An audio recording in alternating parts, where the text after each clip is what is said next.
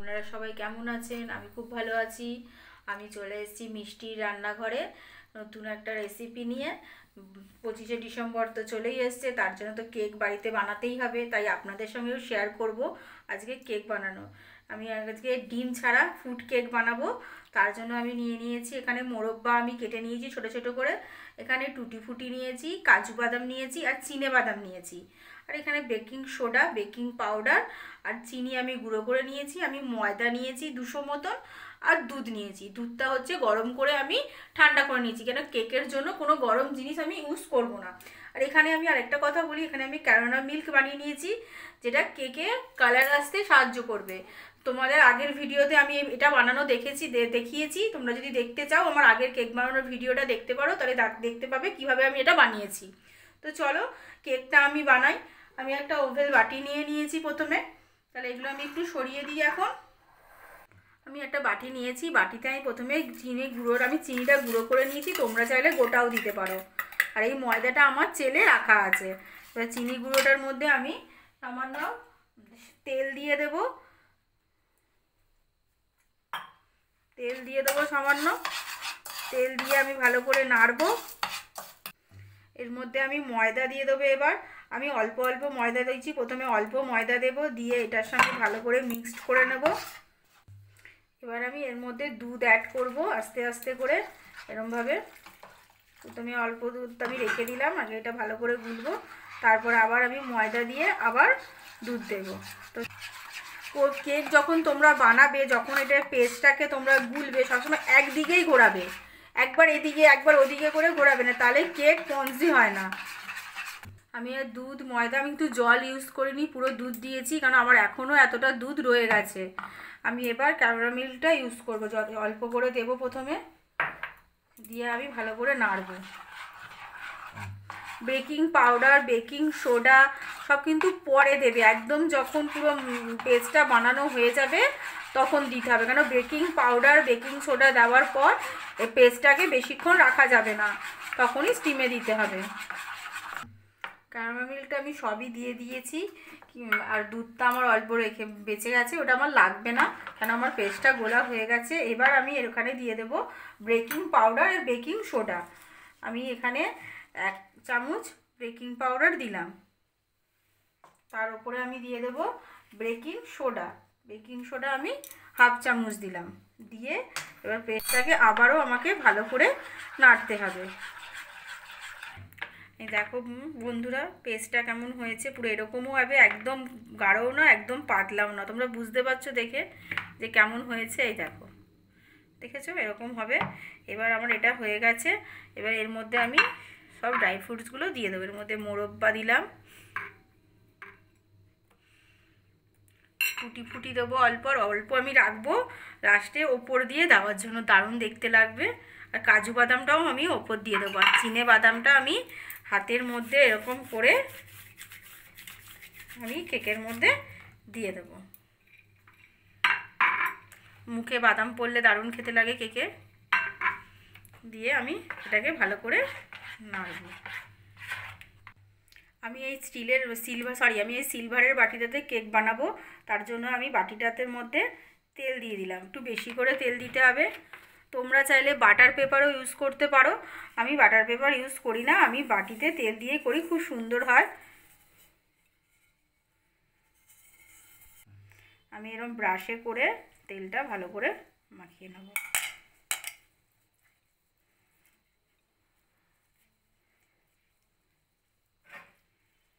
আমার বাটিতে তেল মাখানো হয়ে গেছে। এবার আমি ওপর দিয়ে একটু গুঁড়ো ময়দা ছড়িয়ে দেব, তাতে কেকটা একদমই আমার বাটিতে লেগে যাবে না, ভালো মতো ইজিলি বেরিয়ে আসবে কেকটা বাটি থেকে।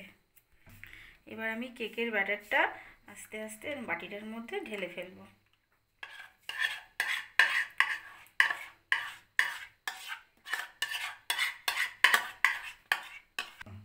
এটা দেওয়ার পর আমি বাটিটাতে এরমভাবে ভালো করে নাড়িয়ে নেব। হয়ে গেল। এবার আমি গ্যাসটা জ্বালাবো। গ্যাসটা আমি জ্বালিয়েছি, কড়াইটা বসিয়ে দিয়েছি, এর মধ্যে আমি নুনটা দিয়ে দেবো। এই নুনটা আমি আগেও অনেকবার দিয়ে কেক বানিয়েছিলাম, এই নুনটাই আমি রেখে দিয়েছিলাম, সেই নুনটাই আমি দিয়ে দিলাম। নুনটা দিয়ে আমি এর উপরে একটা স্ট্যান্ড দেবো, স্ট্যান্ড দিয়ে আমি একটা থালা এর মধ্যে এরভাবে চাপা দিয়ে দেবো। এটা 5 মিনিট আমি গরম হতে দেবো।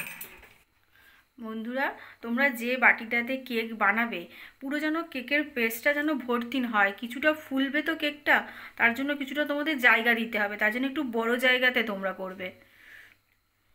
আর যে পাত্রেই করবে তার হাফ ব্যাটার নেবে, নিয়ে তারপরে করবে, তাহলে কেকটা খুব ভালোভাবে ফুলবেও, দেখতেও সুন্দর লাগবে। 5 মিনিট হয়ে গেছে, আমার কড়াটাও গরম হয়ে গেছে, নুনটাও গরম হয়ে গেছে। এবার আমি স্ট্যান্ডের ওপরে আস্তে করে এটা বসিয়ে দেব। এখন আমি ওপরে কিছু দেব না, আগে আমি এখানে 10 মিনিট হতে দেব, তারপর ওপরে দেব কিছু। মানে এখন যদি তোমরা ওপরে দিয়ে দাও ওটা ভেতর দিকে ঢুকে যাবে আর দেখাই যাবে না। তো চলো আমরা ঢাকা দিয়ে দিই কেকটা।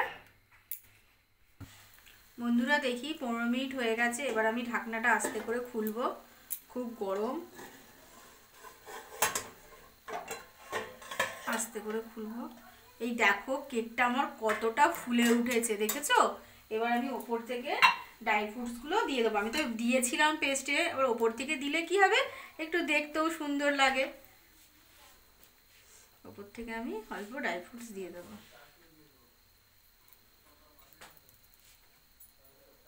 কাজুগুলো আমি দিয়ে দেবো এরকমভাবে।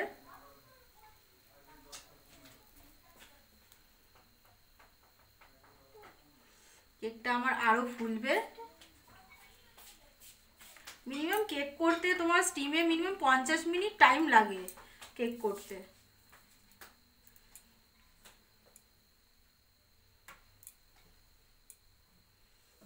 কাজুগুলো আমি সব দিয়ে দিলাম।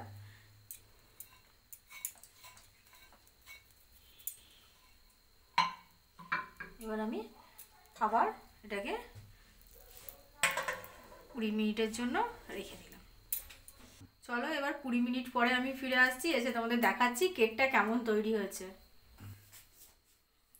তখন তো তোমাদের দেখালাম কেমন হয়েছে, আরও 15 মিনিট আমি রেখে দিয়েছিলাম, তারপর আমি চলে এসেছি। এবার আমি ঢাকনাটা খুলবো, আমি গ্যাসের ফ্লেমটা এইমাত্র অফ করলাম, করে আমি এটা খুলবো আস্তে করে।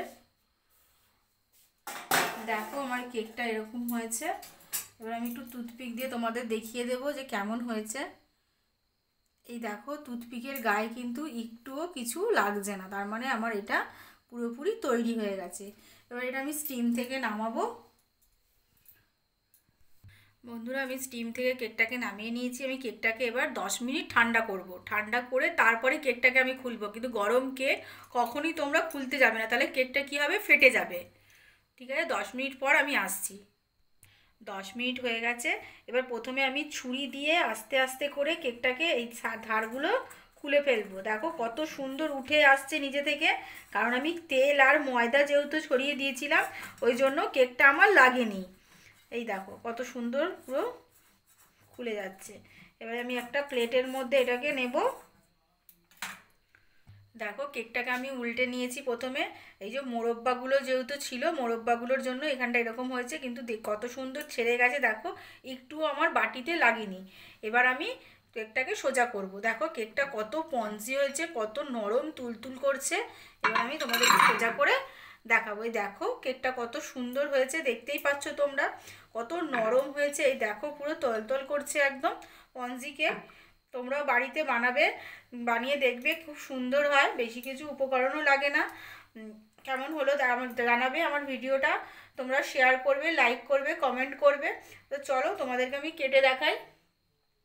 কেকটাকে আমি কাটছি, দেখো কত সুন্দর কেকটা কাটা যাচ্ছে, তোমরা দেখতে পাচ্ছ কত সফট হয়েছে কেকটা। আমি অল্প কেটে নেব। দেখো কত সফট হয়েছে কেকটা, দেখেছো? গরম আছে এখনো হালকা, কত সফট হয়েছে দেখো, কত সুন্দর আর নরম, পুরো দোকানের মতন কেক হয়েছে। তো দেখেছো কত সুন্দর ভালোভাবে বানানো হয়েছে। তোমরাও বাড়িতে বানিও, কেমন হয়েছে আমাকে জানিও। আমার ভিডিওটা দেখো, লাইক করো, কমেন্ট করো, শেয়ার করো, আমার পাশে থেকো, সুস্থ থেকো, ভালো থেকো। আমার চ্যানেলটা সাবস্ক্রাইব করো, এইটুখানি আশা করছি। আমাকে সাপোর্ট করবে তোমরা, আমার পাশে থাকবে। আজকের মতন টাটা।